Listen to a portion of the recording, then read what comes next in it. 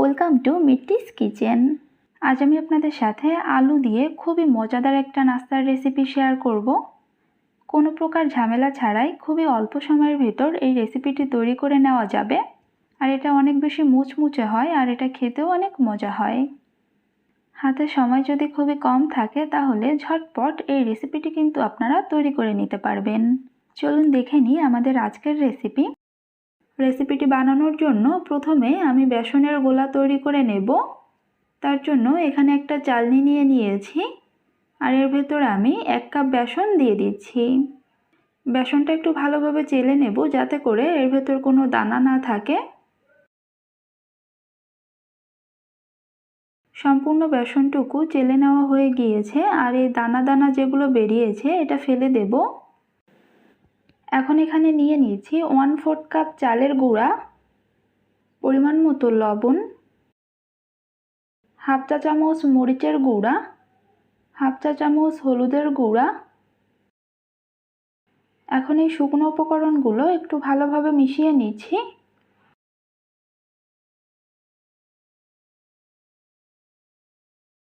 এর ভেতর দিয়ে দিচ্ছি হাফ চা চামচ আদা রসুন বাটা। এখানে আদা আর রসুনটা একসাথে বেটে নিয়েছি। এখন পরিমাণ মতো জল দিয়ে ব্যাটারটা তৈরি করে নেব। এখানে অল্প অল্প করে জল দিয়ে দিচ্ছি, প্রয়োজন হলে পরে আবার দিয়ে নেব। এটা কিন্তু একটু সময় নিয়ে খুব ভালোভাবে ফেটিয়ে নিতে হবে।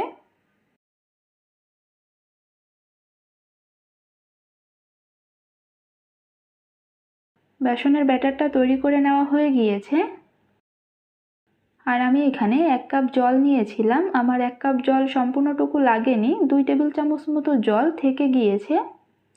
তো জলের পরিমাণটা কিন্তু কম বেশি লাগতে পারে। এখন এটা একটা ঢাকনা দিয়ে 20 মিনিটের জন্য রেস্টে রেখে দিচ্ছি। এটা 20 মিনিট রেস্টে রেখে দেওয়ার পর এখন এটা আবারও একবার ভালোভাবে ফেটিয়ে নেব।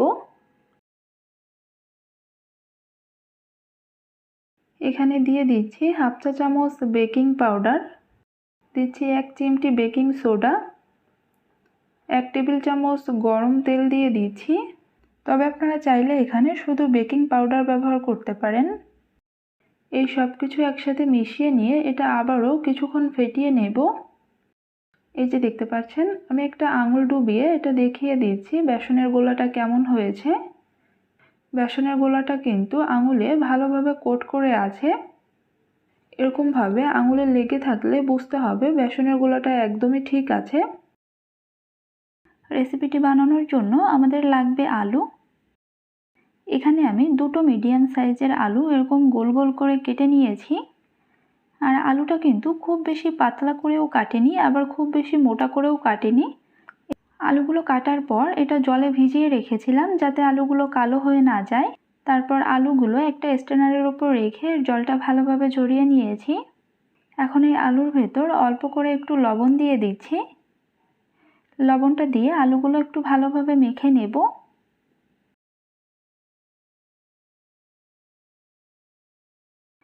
এখন এটা ভেজে নেওয়ার পালা। এখানে একটা প্যানের ভেতর বেশ কিছুটা পরিমাণ তেল ভালোভাবে গরম করে নিয়েছি। একটা একটা করে আলুর টুকরো নিয়ে বেসনের ব্যাটারের ভেতর ভালোভাবে কোট করে নিয়ে এই গরম তেলের ভেতর দিয়ে দিচ্ছি।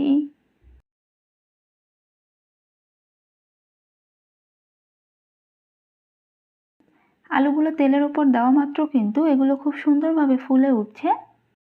তেলটা ভালোভাবে গরম করে নেওয়ার পর আলুগুলো ছাড়তে হবে, তাহলে এগুলো খুব সুন্দর ফুলকো ফুলকো হবে।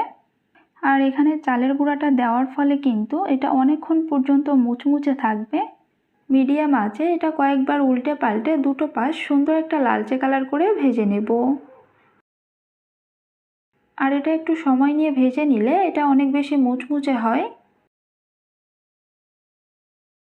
আর খুব সুন্দর একটা কালারও চলে এসেছে। এখন এটা তেল ঝরিয়ে উঠিয়ে নিচ্ছি।